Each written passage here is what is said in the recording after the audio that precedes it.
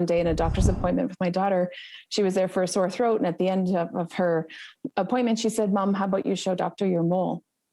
And so I showed my doctor, and immediately I was in surgery 2 days later, and began the roller coaster of advanced skin cancer diagnosis. It's an experience Natalie Richardson hopes no one will ever go through. She loved to spend plenty of time in the sun until 2014, when she was diagnosed with melanoma. I have twin daughters, and they were 11 when I was diagnosed, and it turned our family upside down. And it was a really dark period and difficult physically, mentally, emotionally. She's harnessing her experience as the director of Save Your Skin, a group mainly based in North Vancouver, trying to bring awareness to the plight of skin cancer. And skin cancer is the most common cancer in the world.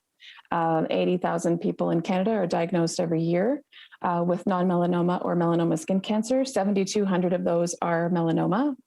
And over almost 1,500 of those don't survive every year. At the end of the day, the best way to go is to avoid the sun during peak times. That's usually 10 a.m. to 4 p.m. However, if you do decide to be out in the sun within that time frame, there are some easy, tried and true methods you can use to minimize your chances of getting skin cancer. A lot of families, they'll buy one bottle of sunscreen, and they expect everyone in the family to use that for a whole season. That's not enough. Each person's got to have their own bottle, and depending on how much of their skin is exposed, they might go through several bottles in the seasons. Dr. Harvey Liu is with BC Cancer. Another problem he sees, people not using enough sunscreen. Theoretically, that number, some people say, well, that number's too high. You don't need to use anything higher than that. 100 or 80 or 70 is overkill.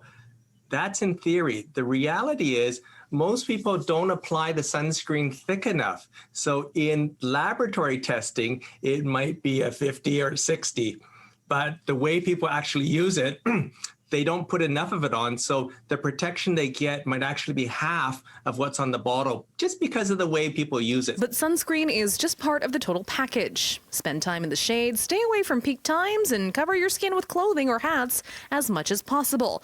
Otherwise, a skin cancer diagnosis can follow you for a lifetime. Skin checks monthly, self-exam, and then see a dermatologist also every year.